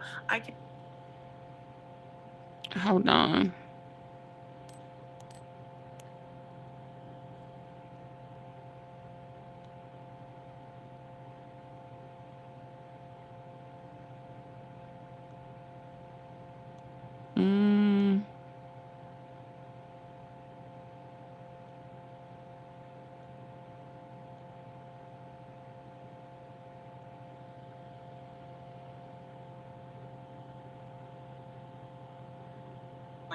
The forensic, but they is bias the jury, trying. So depending upon having this relate. Emphasizes her active, willing participation, really, in these sex acts, which is important for a sex trafficking case. If they're alleging that Sean Combs used force, fraud, or coercion to induce her into these sexual episodes with male sex workers, the more they can say she was a willing participant, that's what's going to work for them. So they've focused on she knew she was being recorded, that she put on a show, that she was trying to look sexy, that she wanted to cuddle with Sean Combs. These audio messages of the two have been played for the jury today. One where she apparently says, everything just feels good and I'm so happy. They also seem to emphasize whether or not Sean Combs was really threatening to withhold rent. Remember, financial control is a key element of sex trafficking, force, fraud, okay, well then that sounds different than what you were saying earlier. But I'm sorry that happened to you. Being high as a way to explain away his behavior and actions, that it's not necessarily the actions of a sex trafficker or abuser, but something else. And then they seem to be focusing a lot on jealousy. Remember, the defense has been saying you might be seeing things about Sean Combs, violence of Sean Combs, but this is domestic violence. This is not sex trafficking. This is more about love, jealousy, anger, and we'll highlight a little bit more of the cross-examination and also break down what's happening in that court in real time. So let me go right now to our guests. We have with us trial attorney Adante Pointer. We have with us trial attorney, federal litigator Alexis Rosenberg, and we have with us criminal defense attorney and former prosecutor Safa Robinson Ferrer. Let me go right into the questions. I think I found my new safe place for mature conversation and excellent coverage. Thank you, Unreal. What's the update on KK, meaning Christina Corum, Sean Combs' purported chief of staff? There's a question of whether or not she's going to testify or not. I haven't heard anything about whether she's going to testify or not. I will tell you, it just came up that she had a this just came up. This is an update right now we got in real time, where Jane, this is a pseudonym she's using, by the way, Jane describes having this relationship with KK. By the way, she's being cross-examined by defense attorney Tenny Garagos. And there are these messages that are being read between Jane and KK around the time that Combs had apparently or allegedly asked Jane to bring drugs to Miami for him. Remember, drug trafficking is one of the underlying crimes of racketeering. So the messages that have been read aloud, that she spoke with Combs, that she spoke on the phone with KK about it. Garagos asked if KK would fly on Combs' private plane when she traveled with him.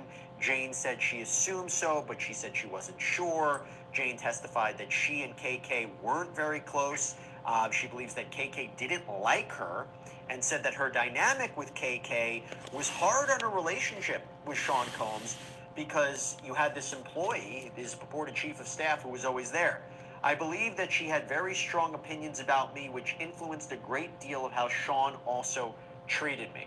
So Safa, a lot here. So go to the question from Carol Mogan. What's the update on KK? Do you think she's going to testify? And what do you think the defense is getting at? She's not going to testify. A problematic relationship between Jane and KK. I absolutely think that KK is going to testify at some point, and I would at least expect for the defendant to subpoena her to testify. That's first things first. Not only that, but I think during the cross-examination, we've heard about this relationship between Jane Doe and KK. We know that KK works for Mr. Combs. We know that she's an intricate part of his organization, and works directly hand in hand with him in his day-to-day life and things of that nature.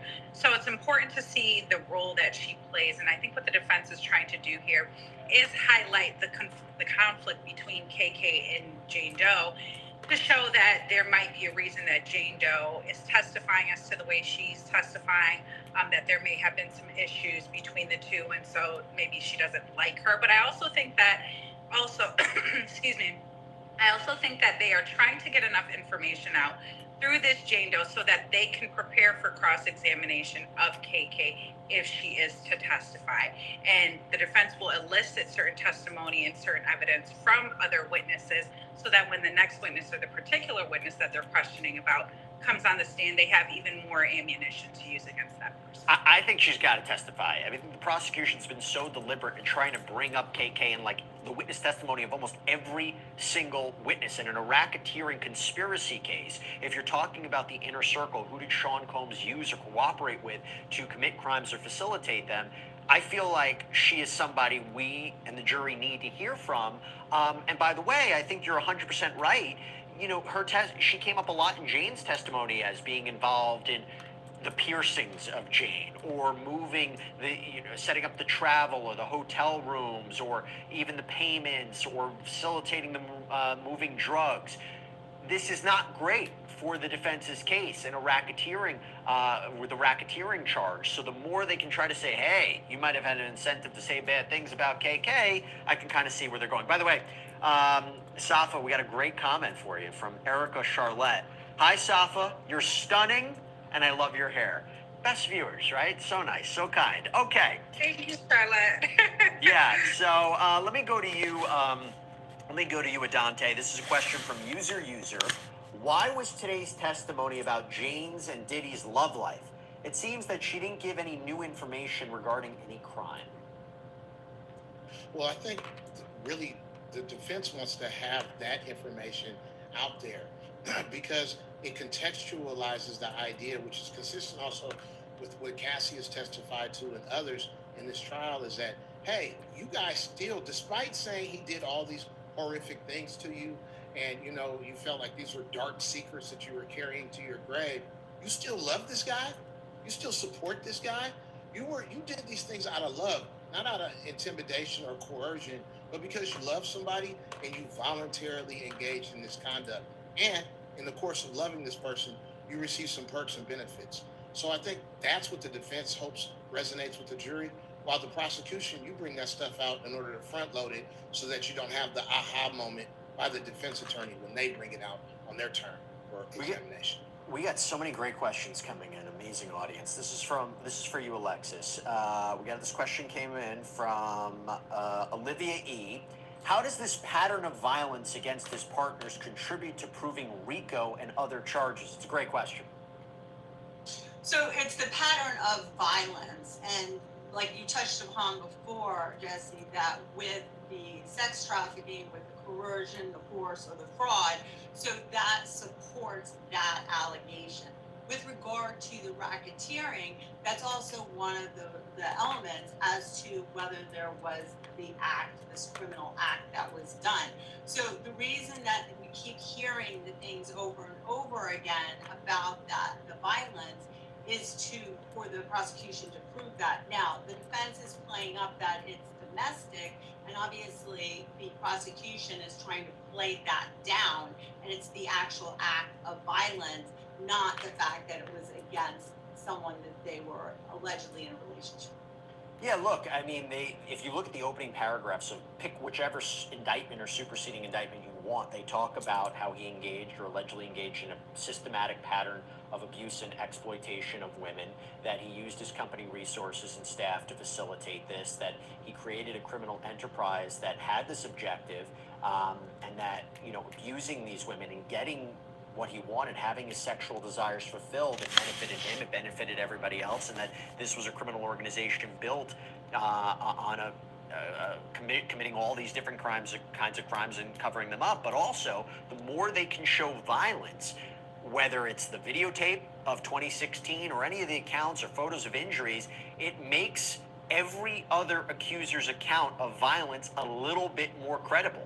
Not every allegation of violence can be proven with a videotape, but the more that you can show it and the more you can say it, and the more that every witness keeps talking about it, it seems to me it corroborates the testimony of others. Having said that, I have a sidebar coming out today where we talk about the cross-examination of these witnesses by the defense, and they have been doing a superb job at trying to raise reasonable doubt or questioning the credibility of all of these witnesses.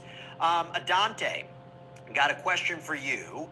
This is from NSE Surtees YNGR. So, been following this case through your guys' channel. Thanks for keeping me well entertained and informed. You're welcome. Thank you so much.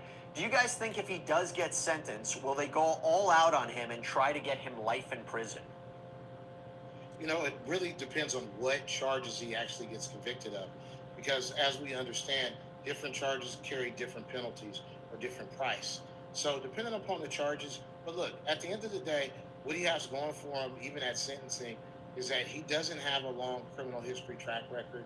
And so that's going to be important as it relates to federal cases. It's a point system. And they also have some mandatory minimums as well. So even though they're advisory. So there's going to be the judge who will have to figure out first what the charges are that he's convicted of, and then what that price tag is. And then there'll be a probation report where they'll take into other factors, mitigating as well as aggravating factors, to determine what the actual sentence is. And there's only so much room they have. For sex trafficking, it's a minimum 15 years in prison. If he's convicted of the prostitution, the transportation to engage in prostitution charge, that's up to 10 years in prison. Not necessarily that he would get that. Racketeering, up to life in prison. So there's a lot of interesting avenues to explore if he's ultimately sentenced. I mean, the stakes couldn't be higher for Sean Combs. Safa, this is a great question from CE. And I mentioned this before, they're talking so much about drug use and drug use and drug use and the problems that he was going through. And you even have him on tape. It was played for the jury yesterday, the Instagram apology that he put out 2 days after CNN published the video. Could Diddy's defense use mental illness, drug use as an excuse? You know, I don't think that's going to be a viable defense in this particular case. You know, at the end of the day, Nope. A portion of the drug use is actually going to substantiate the charges that the government is bringing about against him. So it's already bad enough that, you know, these charges are being mentioned, or the evidence of the drug use and participation in these sexual acts with drug use as well is already a part of the government's narrative, and is also evidence that's being put forth against him. There's a saying that we all say is ignorance of the law is no excuse. So you can't necessarily just use or say because you use drugs is why it, you know, gives you a pass to do certain things. So I don't think that that's going to be the defense. I don't think that has nothing to do with it, Doug. Alexis got a question from I'm MS Gaming. Question, Jesse and panel. Why is Diddy watching coverage on his own trial? Because how does he know how he looks in the sketch of him enough to respond and say he looks like a koala? Yeah, it was reported that he right. And why was he even able to talk to the sketch artist? Making me look like a koala. I don't know how much he's watching, what he's seeing, but is that unusual for a defendant to do this in a high-profile trial like this? I would say no. I mean, I think that anybody that was on trial, if there was footage of the trial or pictures in this instance, commentary, they're going to be listening. I think it is a good gauge. It's almost like an exit poll that you can kind of gauge very loosely what maybe the jury is thinking. Now, the jury is not necessarily looking at these sketches, for instance, but what they're thinking about other stuff. But yeah, the sketches are always characters, and so that's just kind of what they are. But I guess I would feel the same way if I was him, that I wouldn't necessarily like that sketch. Yeah. By the way, they officially have gone to lunch, which means we're waiting for Elizabeth Milner to come out. Our eyes and our ears. She's been reporting from that courtroom every day of trial. Very curious to hear what she says. Because I'll tell you, Dante, we got a question coming in. Maybe I'll save this for Elizabeth, but I'll throw it to you too. This is from Never Be. Rumors online said he was nodding again at the jury. Will he be removed? Remember, it was last week. The judge said, stop nodding at the jury. I noticed you doing that. Really, called out his attorney that said, keep him in check. That he would either give a limiting instruction that he wouldn't like. I imagine something along the lines of, hey, jury, you might have noticed the defendant nodding at you and communicating inappropriately. That's not evidence. Ignore it. That's not great. Or maybe kicking him out of the courtroom. You think he'd actually be kicked out of the courtroom? I don't see him getting kicked out of the courtroom on a second violation unless it was very flagrant, depending upon how it was done. As we've often heard, it's not what you do, it's how you do it. And, I think all of us can appreciate if you're in the position where you feel like people are on the stand lying about you and you're in a bunch of trouble and there's favorable testimony, or your attorneys are doing a great job bringing out evidence that's favorable to you or undermines the prosecution case, it's going to be pretty hard to just sit there stoically and hear all this testimony come in. At the same time, the judge was very stern and clear about Diddy not engaging in that type of behavior in terms of influencing the jury. So I could see a very stern warning and essentially telling them, second strike, third strike, you're out of here. Saf, I got a question from Sam. How many women are on the jury, does anyone know? So I'll give the answer, and then I'll ask you if that matters, if it's actually a factor in this case. 8 men, 4 women. So you have a majority of male jurors. You're hearing a lot over the past 5 weeks. Does that makeup matter? It absolutely matters. And a lot of times people say cases are won and lost by the jury that you pick. And so there's a strategic way that as defense attorneys, we pick our jurors, traditionally in a case like this. And it doesn't sound, it's not going to sound the best to the public, but you have your ideal juror for a case like this. You may want a male juror, or predominantly male jury, men who probably don't have daughters, women who may have sons and things of that nature, because these things matter. Also with jurors, you want, for the defense side, we usually want people that are very technical in nature, so your engineers and things like that, because they like to see evidence with absolute certainty. Teachers are also, important on the jury, and those are individuals that usually the prosecution will like to have on the jury as well. But the gender makeup of the individuals does matter. It brings about certain experiences, and maybe women, we've had certain experiences that men have not had, and we may be able to empathize, even though the judge will tell the jury, do not allow empathy or sympathy to enter into your deliberations. But again, these people are human, so they are going to bring some of these experiences to that deliberation room with them, so it does matter. Remember when we mentioned before whether or not Diddy is watching the coverage of him? Well, we put up a poll. So it came out earlier today that he and Jane would bathe together and watch his favorite show, which apparently was Dateline. So we put up a poll. Dateline is Diddy's favorite show. Do you think he's aware their latest episode was about him? 68% say yes, 31% say no. Alexis, let me ask you about this. Overall, I have a poll up. Can y'all vote on the poll? So when the prosecution, I met Diddy in Philly while I was recording a song in Jazzy Jeff's studio. He is very controlling and demanding a full attention when he talks. Transportation to engage in prostitution. How effective of a witness do you think she was? Or do you think she presented more problems for the prosecution? I think the prosecution needed to put her on the stand, like we discussed earlier, to show that pattern. I mean, presented more problems, not necessarily. I mean, the problem is that the defense is trying to get everybody to believe this is basically just domestic violence and nothing more. So, I mean, this is just another individual that opens the door that they can claim or allege that it's just domestic violence. But it is interesting who the defense has chosen to do the cross of Jane. First of all, they chose the female attorney to do it, which is interesting. But as well as they didn't choose Brian Steele, and he kind of is the cross-examining wizard. So they might not think that it needs to be such a strong cross as the previous witness, Maya, that Brian Steele did the cross on. Or Nicole Westmoreland, who did the cross-examination of Brianna McGolan, which was arguably the best cross-examination of this entire case. I mean, really hitting on her credibility and with digital evidence, travel receipts, basically saying, or trying to throw water on the idea she was dangled off a 17-story balcony by Sean Combs. Dante, I'll just throw this to you, though. There were aspects of her testimony. So look, there are parts of it you could say support sex trafficking, right? If she talks about being forced into these situations, that she was quite vocal in text messages, that she didn't want to continue to do this, that she felt like she was being used. They talk about financial control, him paying rent, giving her cash, one instance where she didn't want to be involved with this guy who was was sweating and smelled bad, and he watched over her as Sean Combs had sex with her. Really graphic accounts. But at the same time, she was apparently with him a few weeks up until his arrest. There was allegations that she was helping to set up these events. She talked about the love. She talked about cuddling with Sean Combs. It seems that the argument could be she was more upset that she didn't get alone time with him than having to perform these events.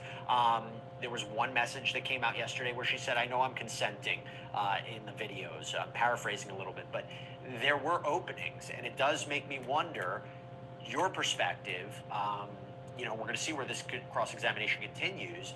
Is this a clear-cut case, or does it make it more gray?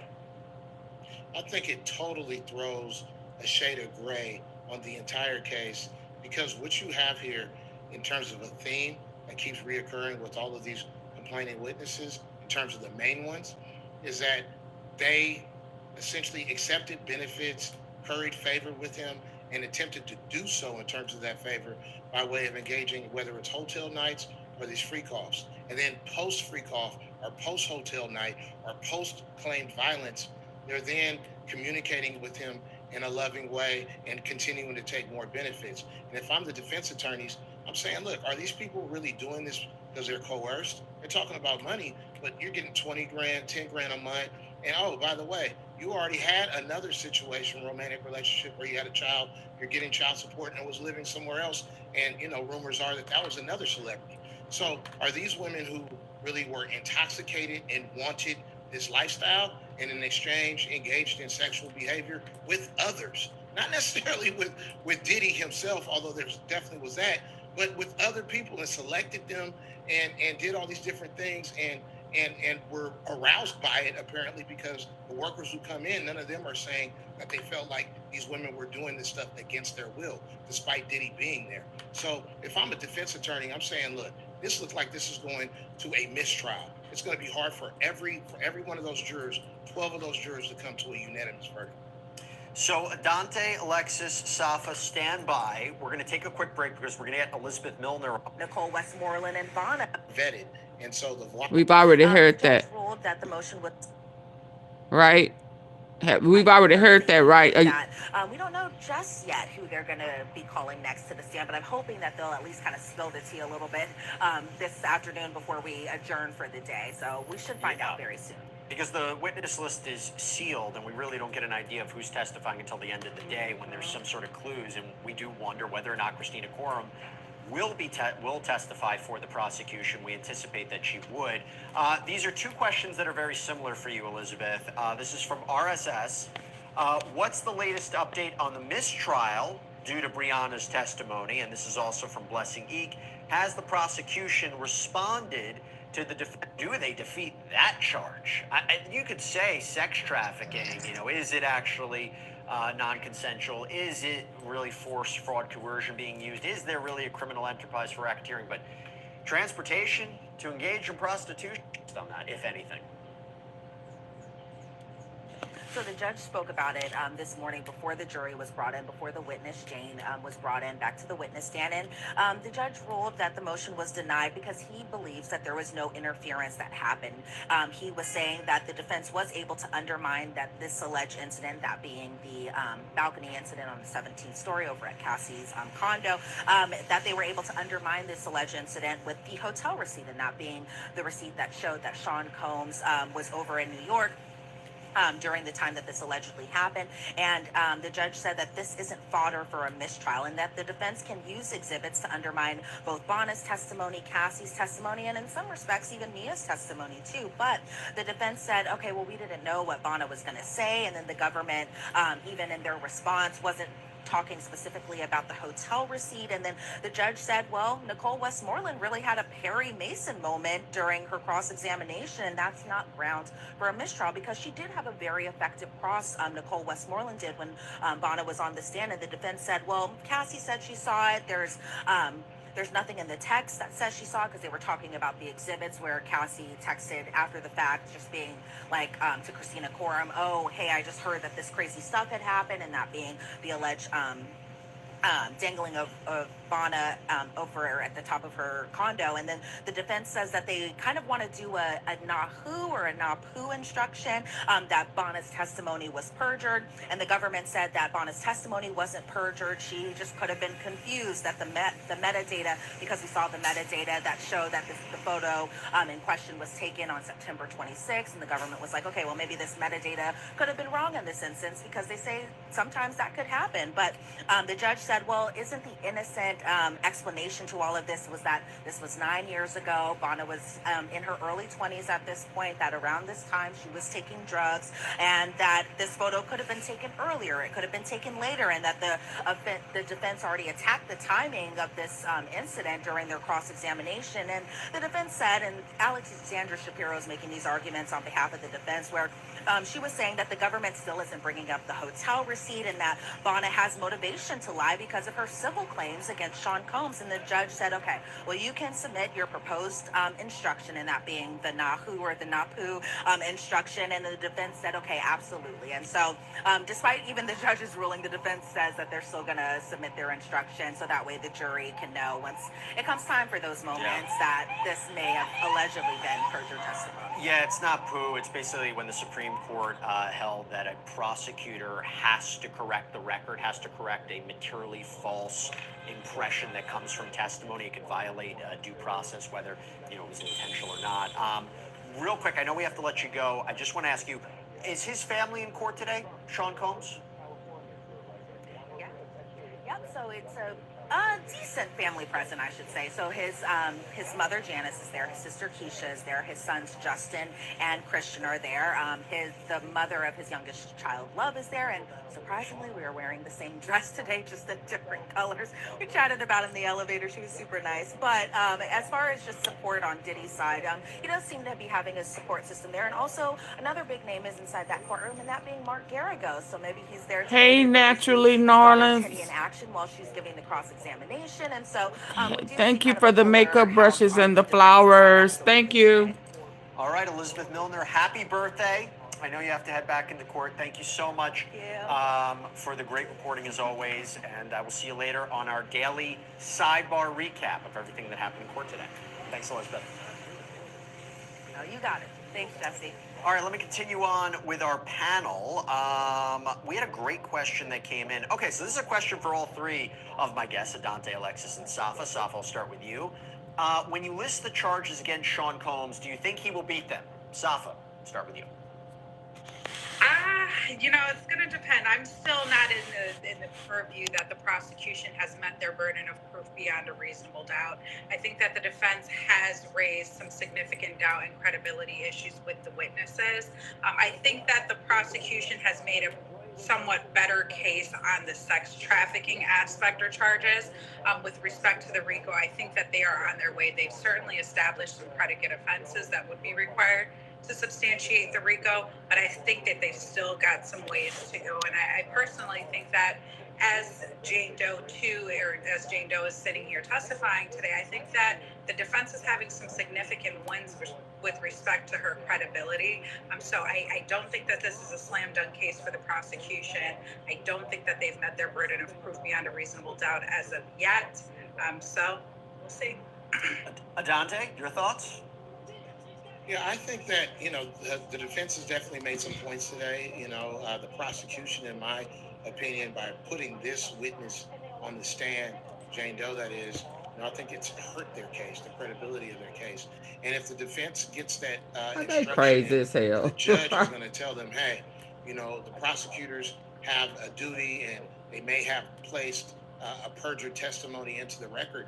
I think that significantly hampers the prosecution's credibility, which then is a benefit to the defense. As I said before, I think at this point, we're headed towards a mistrial on many of those charges, but the strongest perhaps being the sex trafficking, just because all that requires is money, movement of a person, and the intent to have sex, which... Well, that's the prostitution charge, not the sex trafficking one. The prostitution charge, that's the easiest one.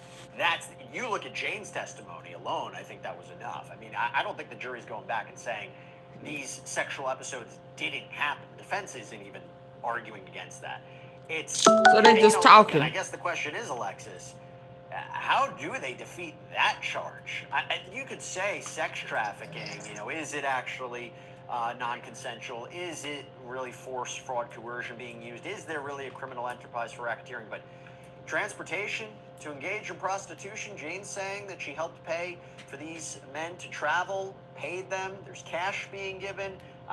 Cassie said the same thing about a worker being used in multiple different locations. She was having these freak-offs or these hotel nights, according to Jane, in multiple locations. I don't know how they fight against that one, Alexis. I don't think they're going to win that one, but I disagree with my panel members. I do think that the prosecution has hit the elements of the charges, including the racketeering and also for the sex trafficking and the drug trafficking.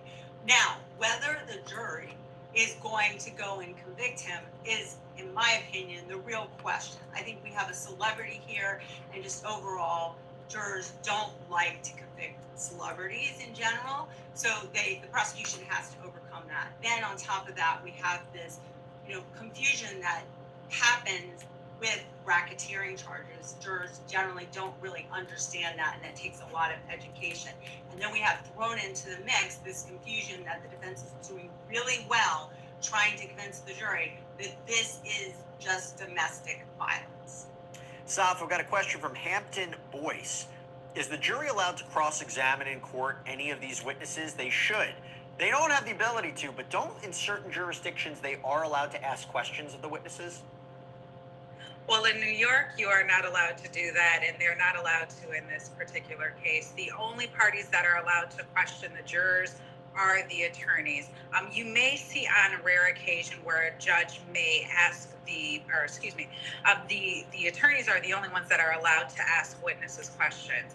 You may see on rare occasion where the judge may, for clarification of the record, ask the specific witness a question, but jurors are not allowed to ask questions. I'm not familiar with the jurisdictions that do allow that, but in the state of New York, that's not allowed. In federal court, that's not allowed. Adante, this is a fair question. This is from Erica Charlotte. Why isn't the jury made up of equal men and women?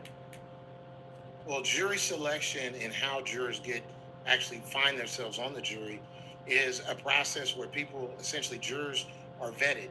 And so the voir dire process is how in which the attorneys question jurors, vet those jurors for any biases, any prejudices, and their thoughts on different issues within the case. And from there, the attorneys spar in terms of excluding witnesses and trying to keep those witnesses they like in the panel so they make it to the jury. So it's not a situation where there's a mandate. Okay, y'all, it's 245 people in here. I need 40 likes. I need 40 likes. Y'all are here, but y'all not hitting the like button. I'm going to pause until I get 40 likes. What kind?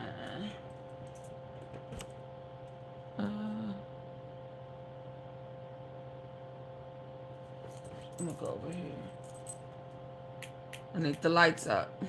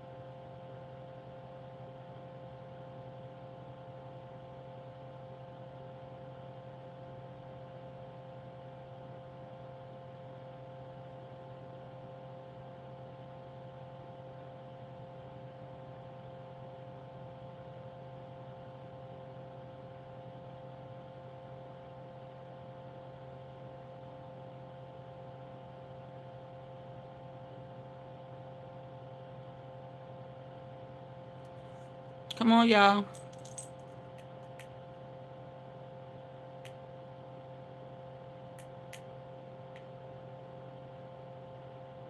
I tried to get Berg to squash his beef with Diddy. That nigga was like, fuck no, I'm my own nigga. I'm about to get on my own yacht. I'm about to go do my own songs with my own team. I don't give a fuck about Everman. Story. Hey, yo, look, so, like, this why, like, Diddy be doing some real wild shit. Shout out to Peggy. I think, I was, he said something wild I can't even really say on stream. You got to. You got to. Bro, he was like, come here, you little pretty motherfucker. I was like,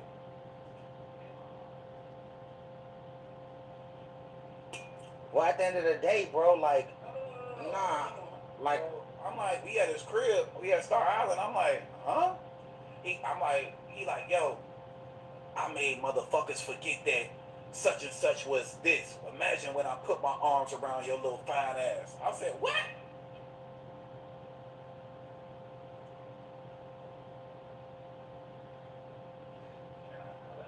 Shout out to Rob Holiday. Diddy is a... No.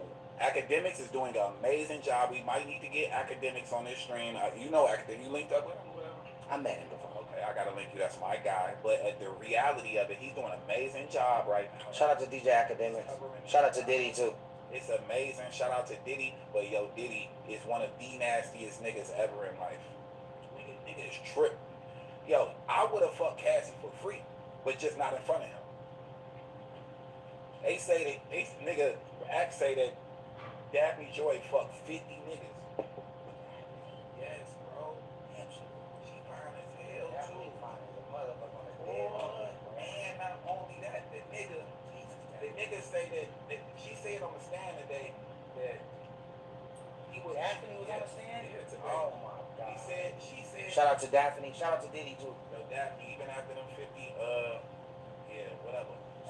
Even after, like, Berg stood his ground on Diddy. I tried to get Berg to squash his beef with Diddy. That nigga was like, fuck no, I'm my own nigga. I'm about to get on my own yacht. I'm about to go do my own songs with my own team.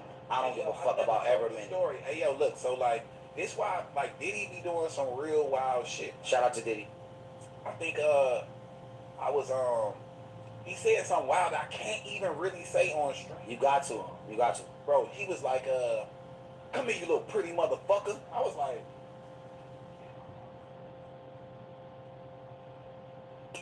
well, at the end of the day, bro, like, nah, like, I'm like, we at his crib, we at Star Island. I'm like, huh? He like, yo, I made motherfuckers forget that such and such was this. Imagine when I put my arms around your little fine ass. I said, what?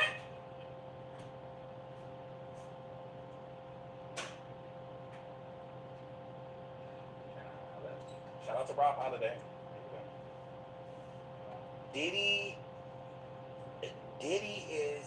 Academics is doing an amazing job. We might need to get Academics on this stream. You know Academics. You linked up with him or whatever? I met him before. Okay, I gotta link you. That's my guy. But at the reality of it, he's doing an amazing job right now. Shout out to DJ Academics. Shout out to Diddy, too. It's amazing. Shout out to Diddy. But yo, Diddy is one of the nastiest niggas ever in life.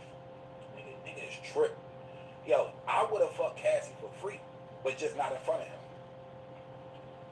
They say that, nigga, Act say that Daphne Joy fucked 50 niggas. Yes, bro. She fine as hell, too. Boy, and not only that, the nigga say that she said on the stand today that he was... Daphne was on the stand? Yeah, today. Oh, my God. She said... Shout out to Daphne. Shout out to Diddy, too. So Daphne, even after them 50, yeah, whatever. Even after, like, Berg stood his ground on Diddy. I tried to get Berg to squash his beef with Okay, Diddy. so we're not going to get the likes up. Fuck no, I'm my own nigga. Okay. I'm about to get on my own yacht. I'm about to go do my own songs with my own team. I don't give a fuck about Everman. Story. Hey, yo, look, so, like, this why... Okay, y'all have a good day. I'll be back later. Y'all can't get the likes up. I can't go now a step further.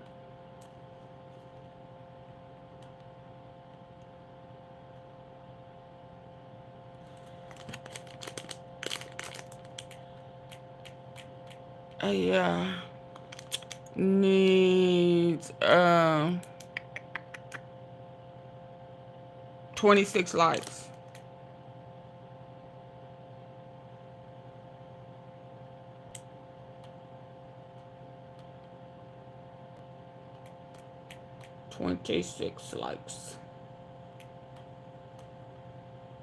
Let's see what this one is.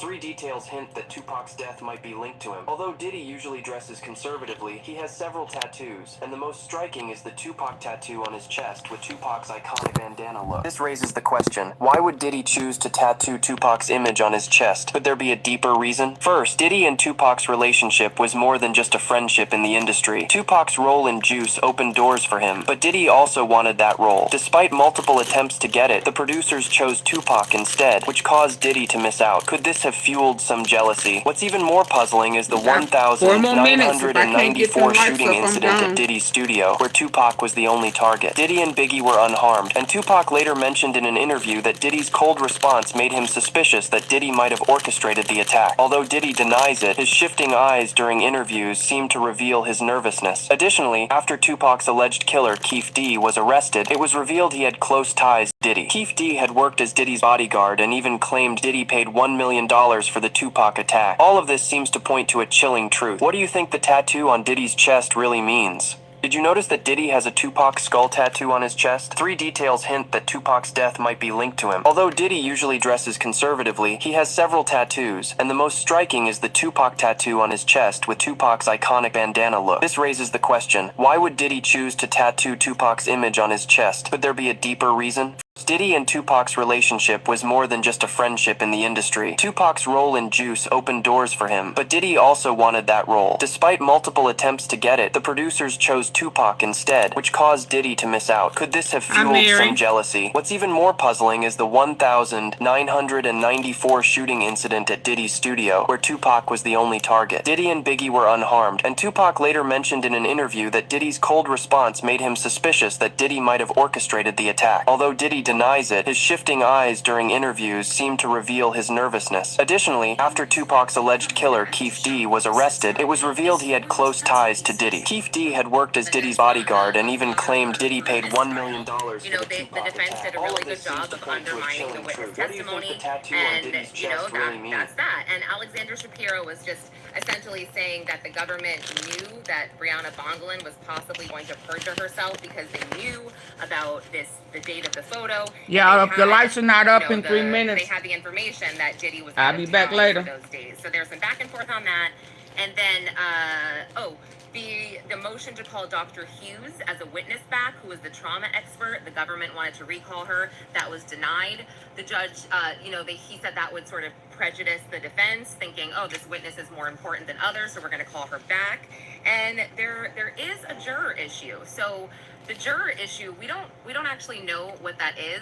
There have been rumors of social media, but the defense has said they don't have an issue with this juror, but the government has to look a little bit deeper into it before they make a decision. And it's juror number 6. They kind of let that slip. So okay. Jane's cross-examination, it's being done by Tenny Garagos, and her style is very cool. She's kind of like, talking to a girlfriend. She's very relatable, and at the beginning, it seemed more of just like a dialogue between the two of them. We heard again how much Jane loved him, how she would do anything for him, and the fact that she met with the government about 24 times, and she also met with the defense a few times. I think it was twice. And Diddy has not pressured her in any way, even though he is paying for her lawyer, and they have not spoken or seen each other in 8 months since the arrest. Now, she reiterated that, she never really wanted to break up with Diddy when she would tell him that she didn't want to continue to participate with other men in these sexual situations, but, Diddy would sort of hang the financial stuff over her head. And then Tenny Garagos points out that, some text messages between them where Jane wanted privacy for these hotel nights. And she didn't want them to necessarily be at hotels all the time, which is why in 2023 she suggested getting this house for privacy purposes, for hotel night purposes. And you know, we saw a text kind of reflecting this, but also she added, like, you know, this house would be good because, you know, it's a good school system and et cetera, et cetera. So, and that also goes to the fact that they kept a third phone as well for specific videos that they would take of one another in these acts. Now, we also heard that some I'll be back. that